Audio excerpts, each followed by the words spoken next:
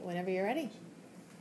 Okay, so my topic is college athletes should be paid. And to start, we're going to watch a short clip from the documentary Schooled, The Price of College Sports.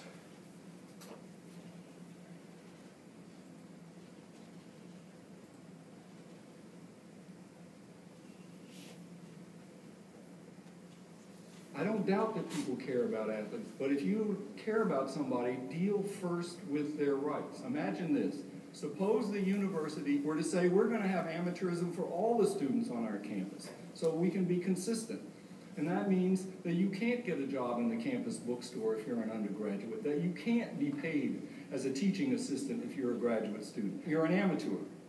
You would think it's preposterous to deny these people their rights. And yet for one class of students, the athletes, we say it's not up to you, it's up to us. If you are concerned with the athletes, deal with their rights. Everything else is an adjustment. Right now we're not dealing with the rights, and therefore, from my point of view, no matter how much you care about the athletes, you're involved in a fraud, and it's going to come crashing down sooner or later. That's Taylor Branch. He's an advocate for paying college athletes. I believe we should pay college athletes, and I'll focus primarily on football and basketball in this speech.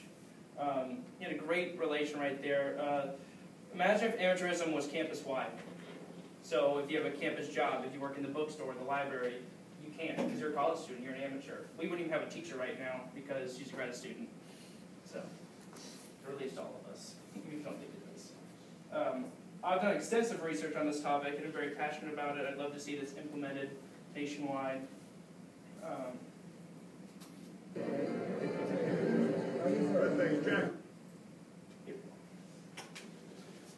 So today I'm going to cover why they should be paid and who gets paid, the whole money issue.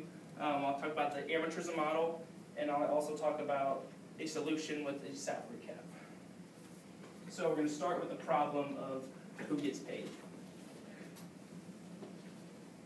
The 2015 study found that 65% of Americans are against paying athletes. That's from Stuart Mandel in a 2016 article in Fox Sports. He's a sports writer. A lot of common questions. Will all the athletes get paid? Will all be paid the same amount? Who determines which sports get money? Who determines the amount of the money that they get paid? From a quote from Michael Wilbon, I don't know if you're familiar with PTI, pardon the interruption. He's a co-host on ESPN show, a writer. He said, that's right, football and men's basketball players get paid. Lacrosse, field hockey, softball, baseball, soccer players get nothing. You know what that's called? Capitalism. That's a hot take, but it shows that it has to start up top to trickle down. The next question people always talk about is, well, where's the money come from? A lot of sports, like the lacrosse team or the ladies soccer team, they run from funds and revenue built from other sports. So basketball and football fund those other sports.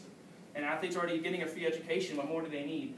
But in many cases, the education, the scholarship doesn't cover living costs. They don't have money to go buy food to fill their fridge, but their education is paid for, and many of those athletes don't even graduate. So let's look at some charts.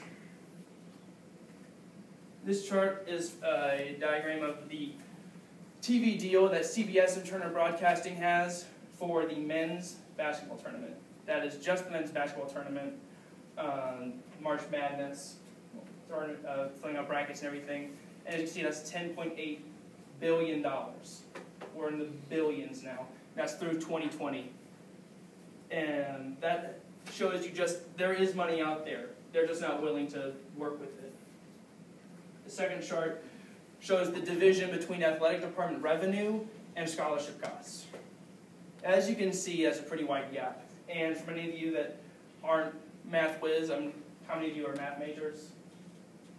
Nobody. I didn't think so. I did the math for you. That's $132,459,042. The gap from scholarship costs and the revenue that's brought into the athletic department. And the athletes see $0 back. Next, we'll talk about a cause of why they aren't, and that's amateurism. That's the clause, the nomenclature that NCAA gives student athletes. A quote from Maurice Peebles in a 2015 article from Complex Sports, editor for Complex. You know what amateurism is? It's whatever NCAA says it is. So it can mean whatever they define at any given time. Again, hot take. But what amateurism actually is defined by the NCAA, the athlete cannot benefit from participating in their athletics and their given sport. They cannot have an agent, and they cannot receive benefits from an agent. Jay Billis, a commentator for basketball, he played at Duke during the 80s. In 2012 article in New York Times, amateurism provides no benefit to the athlete. It doesn't enhance their education, and it doesn't make the athlete a better person.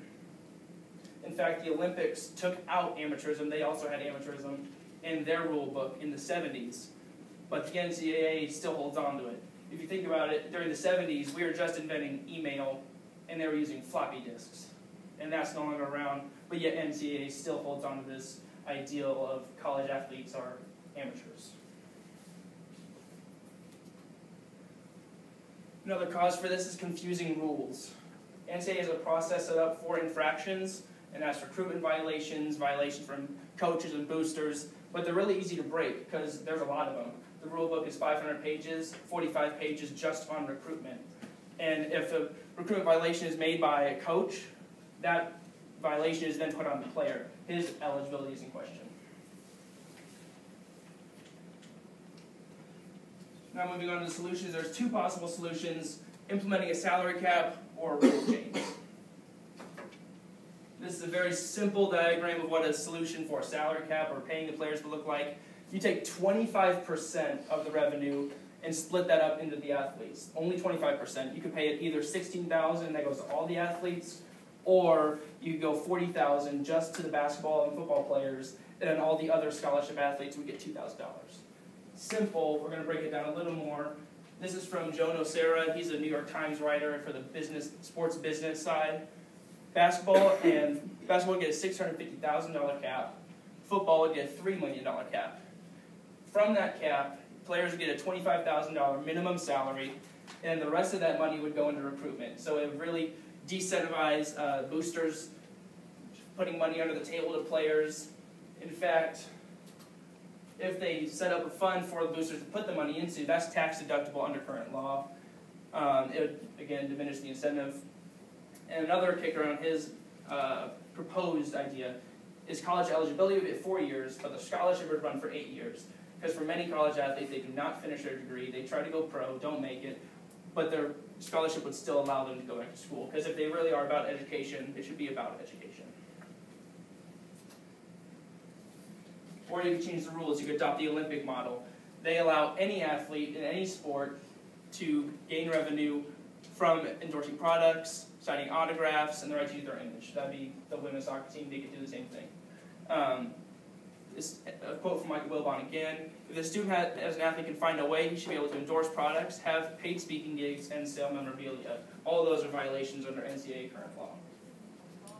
Today we covered why college athletes aren't paid, amateurism model and confusing rules, and implementation of a salary cap or rule change. So I would challenge you guys, if you want to, you can sign up for email updates at College Athletes PA, that's the Players Association. But if you're like me and you don't check your email, check out this documentary, Schooled: The Price of College Sports. It's on Netflix right now, about an hour and a half long, because I know we all have Netflix account and spend countless hours on that. Thank you. Awesome, great job.